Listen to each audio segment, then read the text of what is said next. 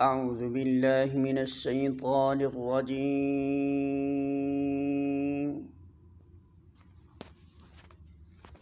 بسم الله الرحمن الرحيم.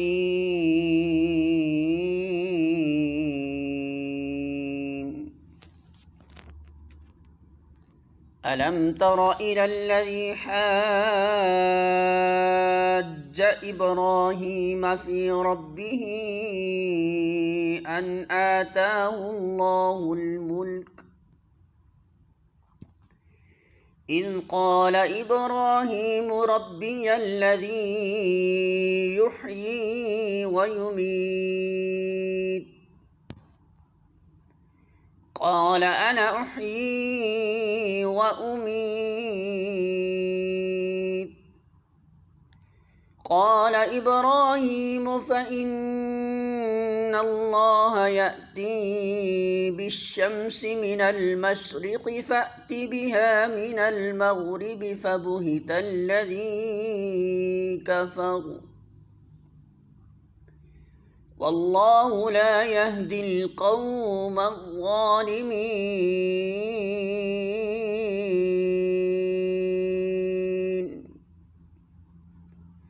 سورۃ البقرہ آیت نمبر 258. ترجمہ: کیا تم نے اس شخص کے حال پر غور نہیں کیا جس نے ابراہیم سے جھگڑا کیا تھا؟ جھگڑا اس بات پر کہ ابراہیم کا رب کون ہے، اور اس بنا پر کہ اس شخص کو اللہ نے حکومت دے رکھی تھی۔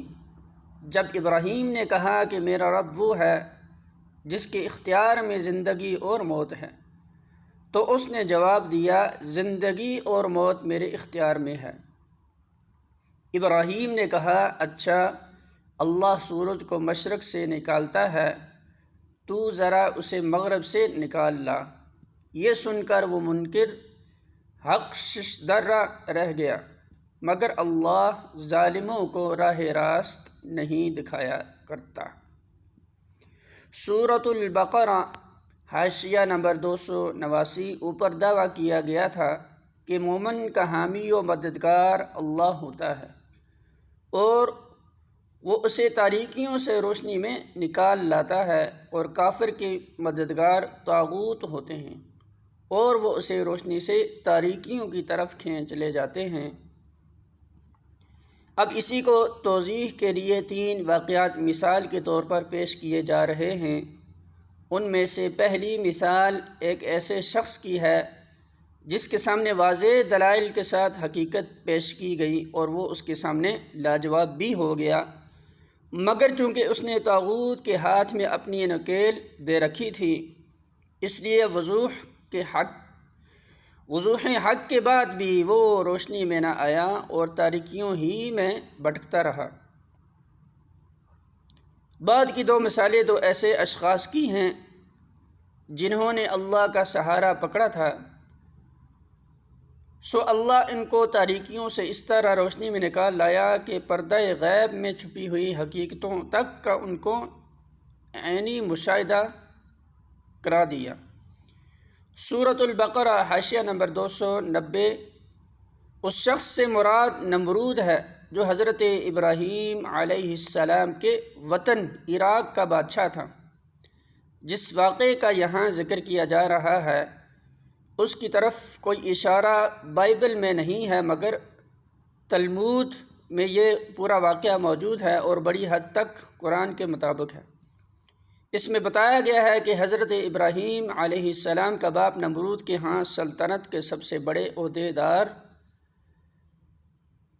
چیف آف دا اسٹیٹ کا منصب رکھتا تھا۔ حضرت ابراہیم علیہ السلام نے جب کھلم کھلا شرک کی مخالفت اور توحید کی تبلیغ شروع کی اور بت خانے میں گھس کر بتوں کو توڑ ڈالا، تو ان کے باپ نے خود ان کا مقدمہ بادشاہ کے دربار میں پیش کیا، اور پھر وہ گفتگو ہوئی جو یہاں بیان کی گئی ہے۔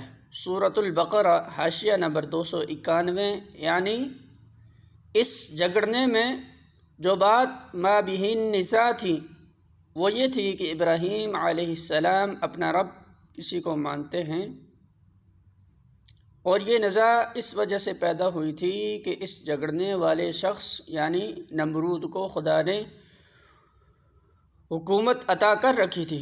ان دو فقروں میں جھگڑے کی نوعیت کی طرف جو اشارہ کیا گیا ہے اس کو سمجھنے کے لیے حسب ذیل حقیقتوں پر نگاہ رہنی ضروری ہے۔